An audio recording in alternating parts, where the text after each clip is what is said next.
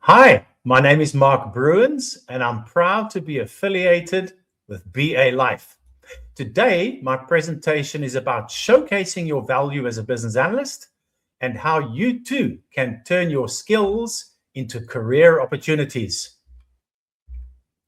I started my career rewriting assembler programs into COBOL in the financial service industry.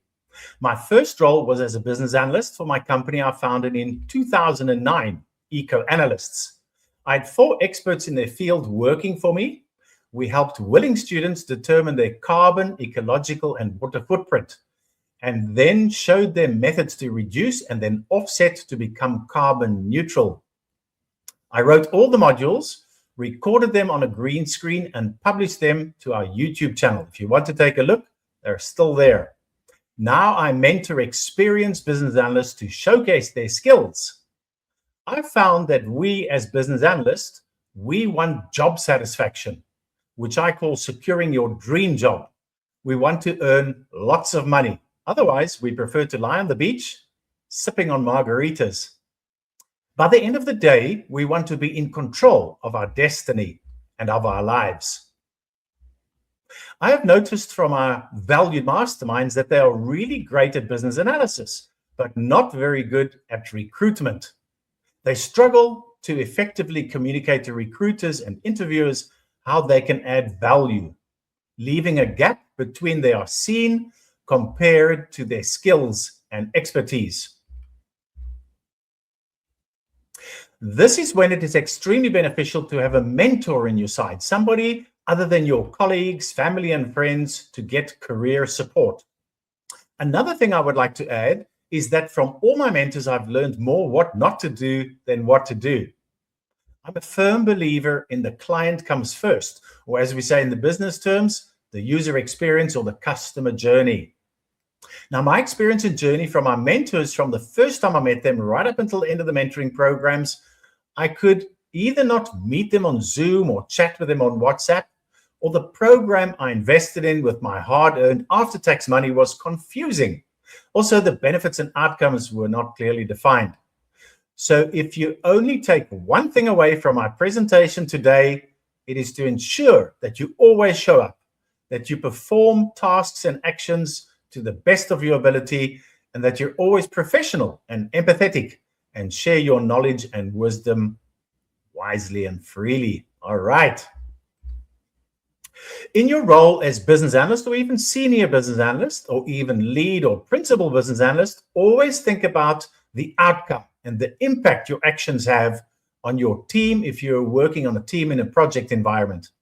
Then make sure you document these effectively in your CV and your online presence to correctly convey your value. So it's not always about what you did, but it's about the outcomes and the results that you helped to achieve.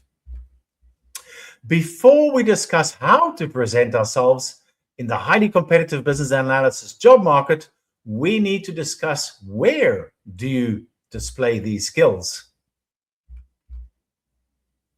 In my opinion, there are 4 main places where you showcase your education, your certification, knowledge, skills, expertise, area of speciality, also known as your chosen niche, your work experience, your industry knowledge, and your value add. Number 1, in your CV. Number 2, in your LinkedIn profile. Number 3, your profiles on job site portals, those are like Indeed and Reed and JobServe and Glassdoor. And number 4, in your job interviews. Now, there are 2 ways in which you can populate your profile in these 4 places. The perfect way and the less than perfect way. Which one are you going to do? Yeah. Before we go into more detail, we need to look at your purpose for developing your profile. Number 1, to secure an interview when applying for jobs. Number 2, for networking with like-minded professionals. Number 3, to tap into the hidden job market. That's quite elusive. And number 4, to ensure you're headhunted for suitable positions. We'll get into that just now. There are many more reasons, but for simplicity purposes, let's stick to just these 4. When you apply for jobs, you want to ensure a lot of interviews. If you only apply for 5 or 10 jobs, you probably will only secure a single interview. So it's a numbers game. If you only secure one job interview, statistics, they're against you. You probably don't get a written offer, which is your ultimate goal. Most BAs I have a conversation with tailor their CVs to align with the job descriptions. Many even use AI for this, with oftentimes disastrous results. Okay, so we all know your CV should be on 2 pages, a maximum of 3. So it takes a lot of fine-tuning to get your CV to fit, especially for a certified senior business analyst like me with 42 years of experience and 25 past jobs. Once you start tailoring it by adding details from the job description, you then have to go back to 2 pages. Now, this could take you anywhere from 20 to 40 minutes, depending how many times you have previously performed tailoring on your CV. Now, this, in my opinion, is the less than perfect way of securing your next BA role, either permanent, consulting, or for a contract position. The more jobs you apply for, the greater your chance of securing 5 to 8 interviews. Also, applying for your next BA role takes some people months, if not a full year. There are very few people I have met that love applying for jobs. Reason being, it can erode your confidence and damage your ego very quickly. Now, the reason why is that most of the time when you apply for a job, it's like crickets. You have 0 response. Then, when you do receive a reply to your application, very seldom do you manage to secure an interview with the company itself. Okay, when you update your CV and your LinkedIn profile and the job site portals, you have already resided in the fact that you'll be leaving your current employee. From then on, your attitude and work ethic plunges. You no longer enjoy the role. You no longer make an effort to nurture relationships, either with your line manager and with your colleagues. And what happens most often, in my 7 years of experience assisting business analysts just like you in securing their next high-paying positions, they accept the first offer they get. They are not brave enough to attempt to negotiate even one of the terms and conditions as set out in the formal written job offer or contract of employment. Do you tailor your CV? How many pages is your CV on? I have irrefutable proof that the shotgun approach is the better way to apply for jobs. Create a generic CV on 2 pages, 3 if you have to, and use that to apply for 180 jobs in just 2 weeks. I've devised 18 techniques to find BA contract roles that are outside IR35 and 4 methods to apply. I suggest applying for 80 jobs in week 1, only on 4 of the 7 days a week. So for example, you could do it on a Monday, a Wednesday, a Thursday, and a Saturday.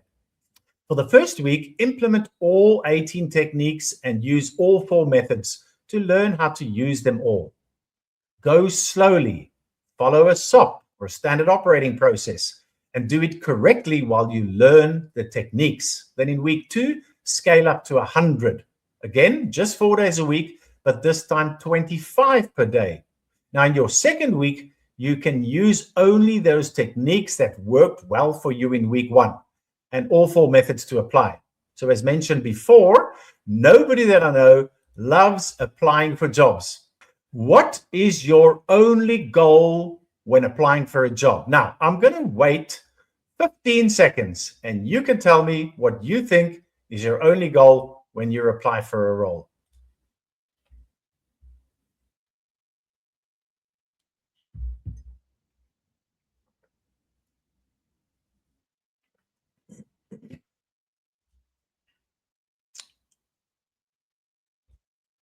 It is to get a response from the recipient of your application. How many of you thought to get the job or to secure an interview? What does a response from the recipient even look like? It'll either be an email or a message on LinkedIn, or first prize, a phone call, right? That'll be a good thing to do, right? Okay, my next question is, what is your very next action step when the recipient has responded? With my previous question, I'm assuming some of you answered my question correctly. With this question, I can almost guarantee that none of you knew the correct answer. All right.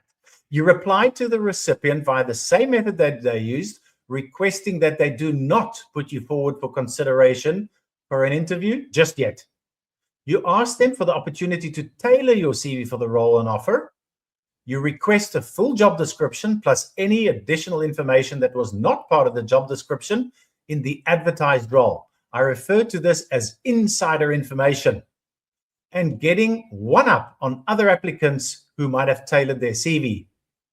You then tailor your CV for the role and email it. Yes, email it to the recruiter, because we all know a tailored CV is a better way of securing your next role than just your generic CV. All right. Let us now discuss the complexities of the two other methods for finding suitable positions. So first, it's the advertised job market. Then we have the hidden job market. And statistics say in the United Kingdom, 70% of the BA contract roles are taken up through the hidden job market. They don't even make the advertised job market. Do you know what the third method is? Now, the advertised job market is the jobs that are advertised on LinkedIn, JobServe, Indeed, Reed, and other job site portals. These are usually low-paying jobs that hundreds of applicants will submit their CV for. These attract chancers, persons that mostly do not qualify for the role or cannot perform the duties as listed in the job description. Recruiters have to sift through all these applications like a needle in a haystack to find perhaps a handful of suitable candidates. The hidden job market is the exact polar opposite of the advertised job market. These are roles that are very seldom advertised to garner applications. These are usually from recruiters or direct from hiring managers or HR persons that prefer to have candidates referred to them. Are you perhaps like a dog chasing its tail? When you know you're going to leave your current role for any reason, you need to perform the action steps every single time. Let's discuss these action steps. So, firstly, you need to update your CV to change your previous role, which was in the current grammatical English tense. You need to convert that now into the past grammatical tense because you don't work there anymore. Then your new role, you need to add your new role, the new skills you learned, the new certifications that you attained. Perhaps you even completed another degree or a diploma. Then you need to update your LinkedIn profile with these. You then log into all the job site portals and update your profiles on each. And then you look for jobs in the advertised job market for BA roles that you are suitable for and that you also qualify for. You then apply for positions on offer. Now you're going to deal with recruiters and HR to attempt to secure an interview. Sometimes these are in person and you need to travel all the way to the company. You attend second stage and third stage and sometimes even fourth stage interviews. Then you accept and sign an offer without the confidence to negotiate their terms and conditions as per their contract of employment. Now, they're going to perform checks on you, creditworthiness, any possible criminal records you may have. They then sign the offer after you have signed the offer and confirm your start date, which could be anywhere up to a month in the future because most people have a notification period of about a month. Then you submit your resignation at your current company. I hope you don't do that before you start looking for a job. You erase any personal data on your laptop, your corporate device, and then you hand it in. And then you request written recommendations. You work on your new references from your line manager and your colleagues. When you start your new role, you need to first go through all your onboarding. You perhaps panic during your entire 3 or even 6 months probation period. After your probation, you settle in and get into your comfort zone. Then you go through all of these 18 steps again when you want to move up in your career and secure your next role. To me, that's not sustainable, and I compare it to a dog chasing its tail. Is that you? Is that perhaps you? Is that how you work? All right. What are your alternatives? What can you do about this? So start today in learning how to tap into the lucrative hidden job market. Set yourself up to be consistently headhunted for your education, certification, knowledge, skills, and expertise. So I always talk about the 6 focus points. So you want to be consistently headhunted for suitable positions. Well, what is a suitable position?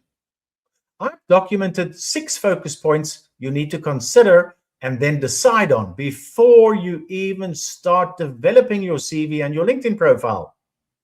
Your 6 focus points to consider before redeveloping your CV and online presence in priority order. So first, you need to choose which sector do you want to work in. Do you want to work in the public sector or do you want to work in the private sector? Every job in the world has a job title. So you can be a plumber, an electrician, a senior business analyst, a project manager, a solution architect. You need to decide on your job title that you want to be. Then your type of role. Do you want to be a permanent member of staff? Do you want to work for a consulting firm like Deloitte or PricewaterhouseCoopers or TCS? Or do you want to be a contractor? Then you need to decide, looking at options and looking at your experience, which industry or sector do you want to go into? So you can go into financial services, oil and gas, telecommunication, transportation. There are a lot of sectors that you can go into. Now, artificial intelligence, the new buzzword, in my opinion, artificial intelligence won't take your role this year. But a business analyst with artificial experience, they will take your role. And then finally, when you've become a generalist, senior business analyst, let's say you've got now 5 years experience and you've got your certificates, either the BCS International Diploma in Business Analysis or the CBAP from the IIBA, not the ECBA or the CCBA. The CBAP and the BCS diploma are kind of like in alignment with each other. Then you're going to determine your niche or your area of speciality. And that could be something like process improvement, or perhaps AWS and Azure or Microsoft Dynamics, one of the cloud technologies, or maybe even cybersecurity. But that's what you need to decide on first. Let's now discuss how headhunters work. To be headhunted, you need to know how they work. Now, I know because I'm still being headhunted for BA roles, even though the last time I applied for a job was in February 2019, before I founded BA Masterminds in April. Okay, it's through Boolean searches and keywords, business analyst keywords, of which there are hundreds. Now, I have compiled a list of 197 techniques that we as BA do. For example, we do as-is process maps. We do use case development, defining epics, functional and non-functional requirements gathering and analysis, fishbone diagram, and many, many more. Then, if you want specific industry knowledge, like banking, insurance, retail, most of the times they require specific product knowledge, like SAP or Oracle or even Salesforce. Perhaps technologies like AWS, Azure, and Dynamics, cybersecurity, or even Microsoft SQL. Maybe they require you to have certain advanced skills in software applications like Office 365 or Microsoft Project or Visio, Lucidchart, Jira, Confluence, or even Power BI. And finally, certain methodology experience like Waterfall, Agile, Scrum, or software development life cycles. Now, if these keywords are not in your profile, then their Boolean searches will not find you and place you in their search results. Even better, you want to be at the top of the search results. You'll simply be overlooked for positions which you do in fact qualify for. All right, so how do you showcase your value? Let me explain how you should showcase your value in your online presence. Now, always write in the first person, not in the third person. You wrote your CV and your LinkedIn profile, not somebody else. Do not write long sentences and paragraphs going into the finest detail. Instead, document everything in bullet points, as it makes for easier reading. Besides listing what you did, the actual tasks you completed. Now, showcase your achievements as well. You need to show that you can work independently without the need to be micromanaged, but you also want to show that you can work just as well as part of a team. You do this by listing their job titles, for example, project manager and software developer. Okay, very importantly, we as business analysts, we should possess the ability to produce high quality documents written for our intended audience. Okay, so let's discuss that a little bit. As an example of a high quality document is a business case. So I'm sure by now you have compiled at least one or at least seen one produced by another business analyst. There are two parts to a technical document you produce. The content, which must be complete and correct before being reviewed by the relevant stakeholders. Then there also is the look and feel, as I like to call it. Now, in our example as a business case, page 1, that contains the company branding, the company logo, the name of your document, the name of the project that you're working on, you as the author, and sometimes even the version number. Page 2, in my experience, has the index or the table of contents. The next page starts with the individual section. So section 1 is perhaps the overview, section 2 in scope, section 3 out of scope, and so on. Now the section header is perhaps in bold, centered to the middle of the page, size 22 Arial font with a shadow. The content that follows is perhaps Arial font size 11 and left justified. Now, the entire document has English United Kingdom language settings and also no spelling and no grammar errors, right? I think you know where I'm going with this. Then as far as the look and feel goes, we have the following you always need to consider. Now, we have branding, logo, font, and color. When to use bolding and underline and italic. The alignment, justification, indentation, and capitalization. We also have punctuation, abbreviation, and acronyms. Then the regional settings, and then perform spelling and grammar checks. These are all part of the look and feel of a document as opposed to the content. Why does every single business analyst I have ever mentored in the last 7 years never consider this when I start to mentor them? Well, there's 4 reasons. Laziness, procrastination, bad habits. They don't know what perfection is. Now, once you know what perfection is, you can convert your bad habits into good habits through practice. Remember the saying? Practice makes perfect. Let's say you have 4 weeks to produce this business case.